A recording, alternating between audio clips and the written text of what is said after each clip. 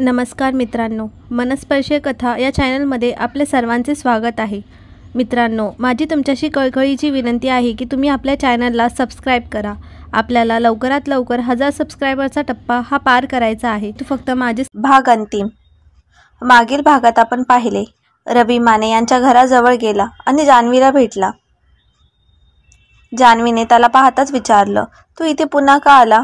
रवीने थेट उत्तर दिलं, जान्हवी, राजवीरला शेवटचं फक्त तुला भेटायचं आहे. हे त्याचं शेवटचं स्वप्न आहे. फाशीची शिक्षा टळू शकली नाही तरी त्याला तुझा चेहरा पाहायला मिळावा हीच त्याची इच्छा आहे. जान्हवी एक क्षण शांत राहिली. तिच्या मनात विचारांचं काहूर सुरू झालं. तिने रवीला उत्तर दिलं, मी विचार करेन. आजच उत्तर देणं कठीण आहे. तिकडे तुरुंगात राजवीरने स्वतःला खूप मोठ्या कठीण परिस्थितीत सावरलं होतं. मी माझं आयुष्य जसं जगलो तसं आता स्वीकारलं पाहिजे. त्याला फक्त एकच चिंता होती, जान्हवीला शेवटचं पाहण्याची. त्याच्या मनात फक्त एक विचार फिरत होता, आता पुढे.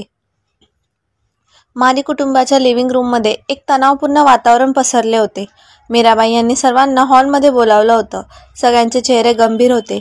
मीराबाई आपल्या मनात विचारांच्या गर्दीत हरवलेल्या दिसत होत्या.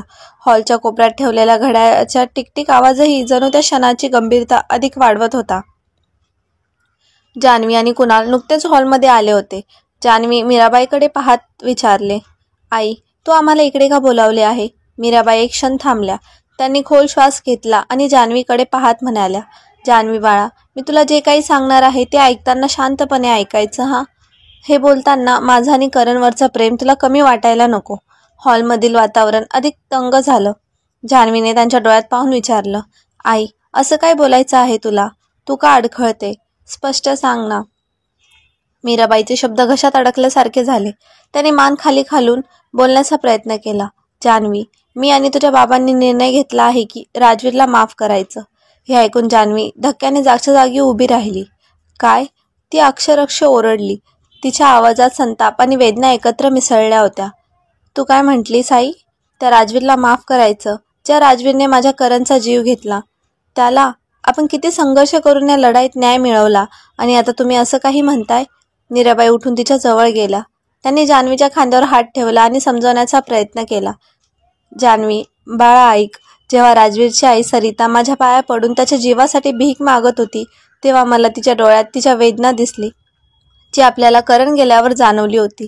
ती फक्त एक आई आहे जी आपल्या मुलाच्या जीवासाठी गयावया करत होती. तिला पाहून माझं मन विचलित झालं. जान्हवीने रडवेल्या स्वरात विचारलं, पण आई, आपण हे सगळं करणसाठी केलं होतं ना? मग आता कसं काय माफ करायचं? कर्मवीर, जे आत्तापर्यंत शांत बसले होते ते बोलले, जान्हवी बाळा, तुझ्या आईचं ऐक. आपण राजवीरच्या फाशीच्या शिक्षेला जन्मठेपेत बदलण्यासाठी याचिका दाखल करूया. जान्हवी धक्क्यात पडली. तिच्या डोळ्यातून अश्रू वाहू लागले. बाबा, तुम्ही काय म्हणताय? असं काय करायचं आहे? कर्मवीर तिला शांतपणे समजावत म्हणाले, जान्हवी, राजवीर स्वतः फाशीची वाट पाहत आहे. त्याला वाटतं फाशी ही त्याच्या पापांसाठी शिक्षा आहे, पण खरं तर फाशी खूप लहान शिक्षा आहे.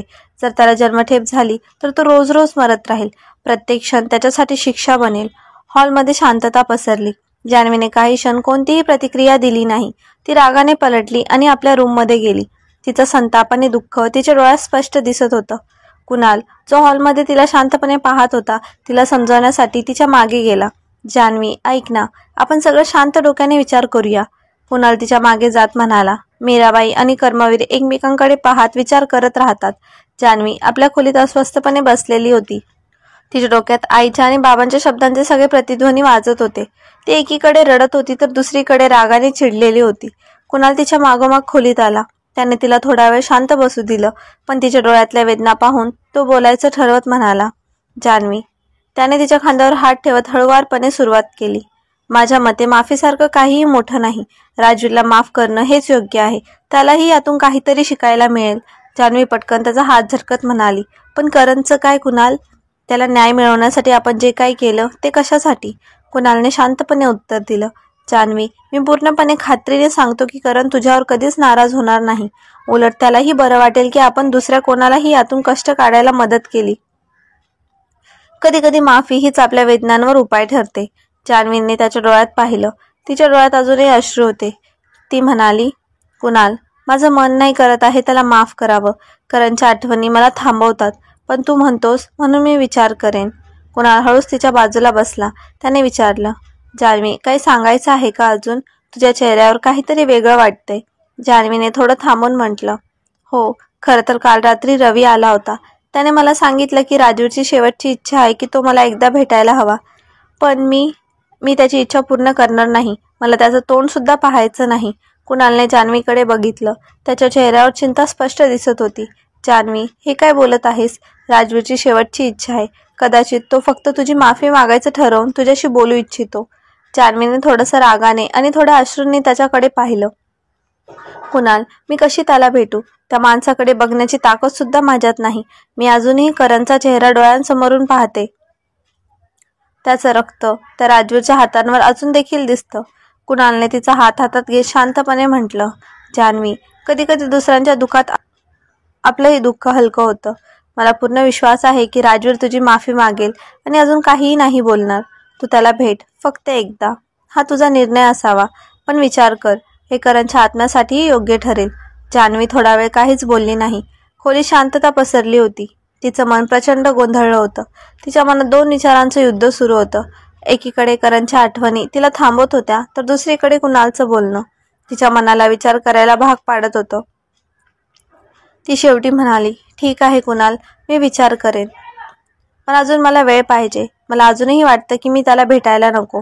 कुणालने तिच्या खांद्यावर थोपटला आणि म्हणाला, तुझा निर्णय योग्य असेल, पण तू स्वतःसाठी शांत डोक्याने विचार कर. तुझ्या मनाला शांतता मिळवण्यासाठी कधी कधी आपण स्वतःला कठीण निर्णय घ्यायला भाग पाडतो. ती खिडकीजवळ उभी राहून बाहेरच्या अंधाऱ्या आकाशाकडे पाहत विचार करत राहते. तिला तिच्या मनाच्या शांततेसाठी कोणता निर्णय घ्यायचा हे सकाळी लवकरच माने यांच्या घरी वकील भास्कर जाधव पोहोचले होते. मीराबाई, जान्हवी आणि कुणाल हे सर्वजण चिंताग्रस्त चेहऱ्याने लिव्हिंग रूममध्ये जमले होते. टेबलावर काही कागदपत्र पसरलेली होती आणि सर्वांच्या चेहऱ्यावर असहायतेची छटा होती. भास्कर जाधव गंभीर सुरात बोलू लागले, पहिले तर ही केस खूप कठीण आहे. फाशीच्या शिक्षेसाठी दिलेली वेळ खूप कमी आहे. उद्या सकाळी फाशी होणार आहे. मात्र मी कोर्टात अर्ज टाकतो. तुम्ही फक्त या अर्जावर साईन करा. आपण शेवटपर्यंत प्रयत्न करू.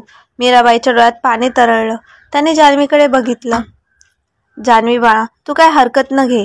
हा शेवटचा प्रयत्न करूया, करणसाठीच आणि आपल्या शांततेसाठीही. जान्हवी जड मनाने मान हलवत म्हणाली, आई, मला माहीत आहे की तुम्ही योग्यच करताय, पण मला अजूनही वाटतं की हा सगळा प्रयत्न व्यर्थ आहे. तो राजवीर कधीच माफ करण्याच्या लायकीचा नाही. कुणालने तिच्या हातावर हात ठेवत समजावलं, जान्हवी, फक्त एक संधी देऊया या अर्जाला. कायद्याने आपल्याला जे हवंय ते मिळेल का? नाही, पण आपल्याला मनातील वेदना कमी करण्याचा हा प्रयत्न आहे. मीराबाई कागदांवर सही केली. त्याने भास्कर जाधवांकडे ते कागद दिले आणि म्हणाल्या, कृपा करून या अर्जाचा जितक्या लवकर विचार होईल तितकं पहा. भास्कर जाधव उठून निघाले. ते म्हणाले, मी प्रयत्न करतो, पण कोर्टाचा निर्णय आपल्या बाजूने येईल याची खात्री देऊ शकत नाही. अजूनही काही काळजी असेल तर मला कळवा. तिकडे सरिता आपल्या भव्यपणे रिकाम्या घरात एकट्या रडत बसली होती. तिच्या डोळ्यातलं पाणी थांबतच नव्हतं. ती राजवीरचा विचार करत होती. त्याने केलेल्या चुकांची किंमत तो मोजत आहे, पण आई म्हणून तिला आपल्या मुलाच्या दुःखाचं ओझं सोसणं कठीण जात होतं. तेवढ्यात दार उघडलं आणि वकील सुनील तटेकर आत आले. त्यांनी सरिताला रडताना पाहिलं आणि थोडा वेळ शांत राहिले. मग म्हणाले, सरिता वहिनी, अजूनही तुम्ही प्रॉपर्टी विकण्याचा निर्णय घेतलाय का? इतकं मोठं घर विकून तुम्ही कुठे जाणार? सरिताने जड आवाजात उत्तर दिलं, होय वकील साहेब, मला हे घर नको आहे. इतक्या मोठ्या घरात एकटी राहून काय करायचं? माझं सगळं कुटुंब उद्ध्वस्त झालंय. आधी राजीव देशमुख गेले आणि आता उद्या माझ्या राजवीरला फाशी होणार आहे. त्याच्या मृतदेहाला इथे आणलं जाईल आणि मग इथे राहणं मला अशक्य होईल. ती ओरडत रडू लागली. सुनील तटेकर तिला समजावण्याचा प्रयत्न करत म्हणाले, सरिता वहिनी, मी समजू शकतो की तुम्ही किती वेदनेत आहात, पण सध्या राजवीरबद्दल विचार सोडून द्या. आता आपल्याकडे फारसा वेळ उरलेला नाही. सरिताने त्यांच्याकडे आशेने पाहिलं आणि विचारलं, कोर्टात कोणीच काही अपील केलं नाही का? सुनीलने नजर खाली करत उत्तर दिलं, नाही वहिनी, अजून कोणी काही अपील केलेलं नाही. परिस्थिती खूप अवघड आहे. तेवढ्यात रवी घरात आला. त्याचा चेहरा खूप दुःखी दिसत होता. सरिता त्याला पाहतच उठली आणि त्याच्या गळ्यात पडून हमसून रडू लागली. रवी, माझ्या राजवीरला उद्या फाशी देणार आहे. मी काही करू शकत नाही. माझा मुलगा माझ्या डोळ्यांसमोर मरून जाईल.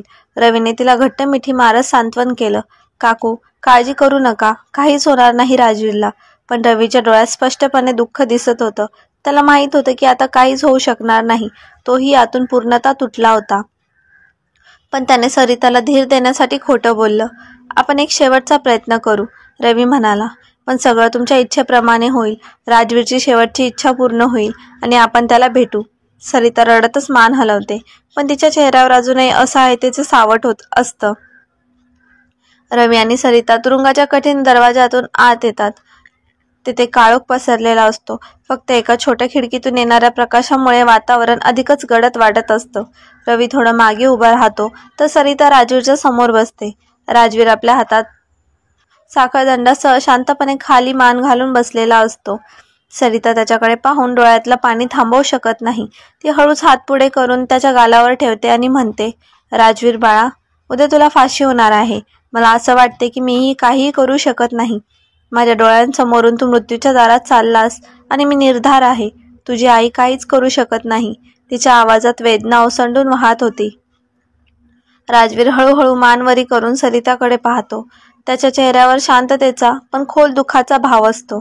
तो गंभीर स्वरात म्हणतो, आई, तू का रडतेस? उलट तुझ्या चेहऱ्यावर आज हसू असायला हवं. मला माफ कर आई, पण मला वाटतं की मी या जीवनासाठी योग्य नव्हतो. उद्या या सगळ्या वेदनांपासून मला मुक्ती मिळेल. मला तर वाटतं की हा दिवस लवकर यावा आणि लवकरच मला फाशीच्या फांद्यावर चढायला मिळावं. त्याचे शब्द ऐकून सरिताच्या अंगावर काटा येतो. तिचं हृदय पिळवटून जातं. ती काहीही बोलण्याच्या प्रयत्नात असते, पण शब्द अडखळतात. अखेर ती डोळ्यातून वाहणारं पाणी पुसत उठते आणि रडत तुरुंगाबाहेर जाते. सरिता बाहेर गेल्यावर रवी हळूहळू राजवीर जवळ जातो. तो काही क्षण शांत उभा राहतो आणि मग अचानक राजवीरच्या गळ्यात पडतो. त्याच्या डोळ्यातून वाहणारं पाणी त्याच्या वेदनाची साक्ष देत होतं. दोघेही काही क्षण मिठीत एकमेकांच्या दुःखाला सामावून घेतात. राजवीर हळूच म्हणतो, रवी, मला खरंच देवाने तुझ्यासारखा मित्र दिला. यासाठी मी खूप नशीबवान होतो. पण आता मी हे जग सोडून चाललो आहे. मला तुला एकच विनंती आहे, माझ्या आईकडे लक्ष दे. मी गेल्यावर ती एकटी पडेल आणि तिला माझी आठवण येऊन ती तुटून जाईल. तिच्या आयुष्यात तुझ्या सोबतचं प्रेम टिकून राहू दे प्लीज. रवी काही बोलू शकत नाही. तो फक्त डोळ्यांनीच त्याचं दुःख व्यक्त करतो. राजवीर हे अश्रू लपवू शकत नाही. अखेर रवी जड मनाने उठतो. तो काहीही बोलत नाही, फक्त त्याच्या डोक्यावर हात ठेवतो आणि निघून जातो. रवी निघून गेल्यावर राजवीर एकटाच उरतो. तो हळूहळू खाली बसतो आणि तुरुंगाच्या कोपऱ्यात स्वतःला गुंडाळतो. त्याला आठवणींचा भडीमार होतो. आपल्या आईची, मित्राची आणि स्वतःच्या आयुष्यातील प्रत्येक चुकांची तो मोठ्याने ओरडत रडू लागतो. आई, मला माफ कर. रवी, मला माफ कर. मी तुम्हा सगळ्यांची माफी मागतोय, पण मला माहिती आहे प्रत्येक चूक मला आता महागात पडत आहे. त्याचा आवाज तुरुंगाच्या भिंतींनी भिडून परत येतो. त्या काळोख्या तुरुंगात तो एकट्या वेदनेने भरलेला ओरडत राहतो. रात्र झाली होती आणि वातावरण गंभीर शांततेने व्यापलं होतं. सरिता मोठ्या खोलीत एकटी बसली होती. तिच्या मनात फक्त राजवीरच्या फाशीच्या विचारांनी गोंधळ माजवला होता. तितक्यात दार वाजलं. सरिता डोळ्यांवरचा ओला पदर सावरत उठली आणि दरवाजा उघडला. दरवाजापुढे मीराबाई उभ्या होत्या. सरिता काही क्षण त्यांना पाहत राहिली. तिच्या मनात चेहऱ्यावर आश्चर्य आणि एक प्रकारची अस्वस्थता होती. ती जड आवाजात म्हणाली, मीराबाई, तुम्ही इकडे का आलात? मीराबाईच्या चेहऱ्यावर काळजी आणि विचारांचं सावट होतं. त्या हळूहळू आत आल्या आणि सरिता समोर खुर्चीवर बसल्या. सरिता त्यांच्या जवळ बसत म्हणाली, काहीतरी विशेष आहे का? काय सांगायचं आहे तुम्हाला? मीराबाई थोडा वेळ विचार करत शांत बसल्या. मग त्या म्हणाल्या, सरिता, आम्ही कोर्टात राजूच्या फाशीची शिक्षा रोखण्यासाठी याचिका टाकली आहे. हे ऐकताच सरिता अचानक उभी राहिली. तिच्या चेहऱ्यावर दुःख मिश्रित आनंद दिसू लागला. ती हळूच मीराबाईच्या हाताला धरत म्हणाली, खरंच तुम्ही याचिका टाकली आहे? म्हणजे माझ्या राजवीरला फाशी होणार नाही, हो ना? मीराबाईच्या चेहऱ्यावर हलकासा हसूही दिसला नाही. त्यांनी डोळे खाली घालून सरिताचा हात हळूच सोडला. जड आवाजात त्या म्हणाल्या, सरिता, आम्ही याचिका टाकली आहे, पण त्याचा निकाल आपल्या बाजूने लागेल की नाही हे सांगणं खूप कठीण आहे. उद्या सकाळीच फाशी होणार आहे आणि कोर्टाचा निर्णय येईपर्यंत कदाचित उशीर होईल. जर देवाने ठरवलं असेल की राजवीरचं आयुष्य इतकंच होतं तर आपण ते मान्य करावं लागेल. हे ऐकता सरिता एका क्षणात हादरून गेली. तिच्या डोळ्यातून अश्रू ओघळू लागले. ती मागे सरकत खुर्चीवर कोसळली. तिने थरथरणाऱ्या स्वरात विचारलं, म्हणजे अजूनही आशा नाही का? माझ्या राजवीरचं आयुष्य वाचवायला तुम्ही काही करू शकत नाही? मीराबाई शांत होत्या. त्या सरिताच्या डोळ्यात बघत म्हणाल्या, आम्ही प्रयत्न करत आहोत सरिता, पण काही गोष्टी आपल्या हातात नसतात. मला हेही माहीत आहे की तुझ्या राजवीरने खूप मोठी चूक केली, पण तू एक आई आहेस. तुझं दुःख समजतं मला, पण काही वेळाने पण काही वेळाने तिच्या पुढे आपण काहीही करू शकत नाही. मीराबाई सांगून उठल्या आणि सरिताच्या डोक्यावरून हात ठेवत म्हणाल्या, तुझ्या राजवीरसाठी मी देवाकडे प्रार्थना करीन. मीराबाई निघून गेल्यावर सरिता तिथेच खुर्चीवर बसून राहिली. तुझ्या डोळ्यातून अश्रू थांबायचं नाव घेत नव्हते. तिने डोकं मागे टेकवलं आणि स्वतःशीच म्हणाली, देवा, माझ्या मुलाला वाचव. तो चुकला असेल, पण त्याचं आयुष्य इतकं छोटं असू नये.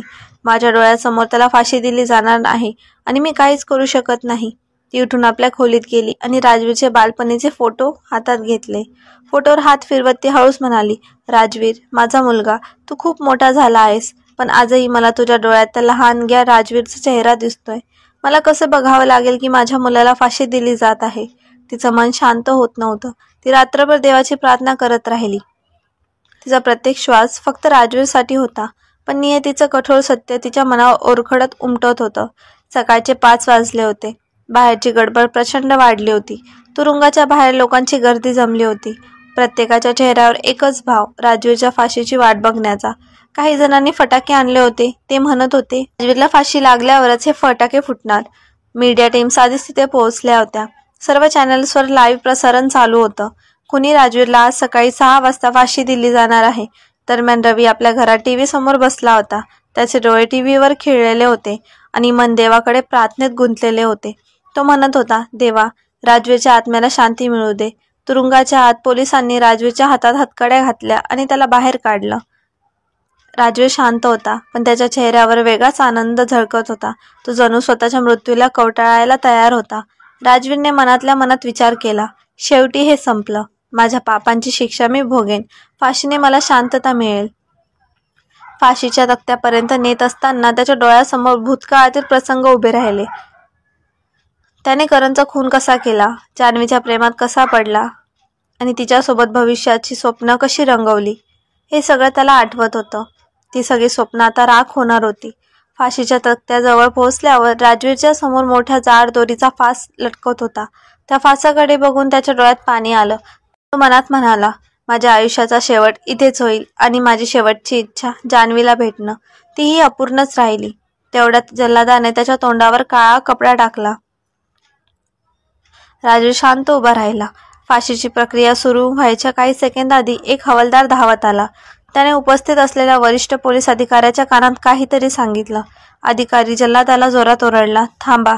जल्लादाने लगेच राजवीरच्या तोंडावरचा काळा कपडा काढला. राजवीर गोंधळला होता. त्याला काहीच कळत नव्हतं. पोलीस अधिकारी पुढे येऊन म्हणाला, राजवीर, तुझ्या अंतिम इच्छेचा मान ठेवला जात आहे. जान्हवी तुला भेटायला आली आहे. हे ऐकून राजवीरचा गोंधळ अजून वाढला. तो परत तुरुंगात बंदिस्त केला गेला आणि काही वेळातच जान्हवी आणि कुणाल समोर आले. तुरुंगाच्या समोर उभं राहून जान्हवी त्याच्याकडे पाहत होती. तिच्या चेहऱ्यावर रागाचा भाव स्पष्ट दिसत होता. ती पुढे येऊन म्हणाली, का बोलवलंस मला? मला काय पाहिजे असं वाटतं का तुला? राजवीर तिच्या रागाच्या भाषणाकडे दुर्लक्ष करून आनंदाने म्हणाला, जान्हवी, मला माफ कर. मी खूप मोठी चूक केली. मी करणच्या जीवावर उठलो आणि तुझं आयुष्य उद्ध्वस्त केलं. पण मी आता शेवटच्या टप्प्यावर आहे. मला फाशी दिली जाईल, पण माझ्या आत्म्याला शांती फक्त तुझ्या माफीने मिळेल. जान्हवी रागाने त्याच्याकडे पाहत होती. तिच्या डोळ्यात राजवीरबद्दल तीव्र तिरस्कार होता. राजवीर पुढे म्हणाला, जान्हवी, तुझ्या माफीने मला शांतता मिळेल. कुणाल सारखा चांगला जोडीदार तुला मिळाला. तुम्हा दोघांना एकत्र पाहून मला वाटतं की तुम्ही खरंच परफेक्ट आहात. पण मला माफ कर जान्हवी. त्याच्या या बोलण्यावर जान्हवी खवळून म्हणाली, माफी हवी आहे ना तुला? तर दिली तुला माफी. आणि ऐक, तुझी फाशी देखील थांबवली आहे. हे ऐकताच राजवीरला धक्का बसला.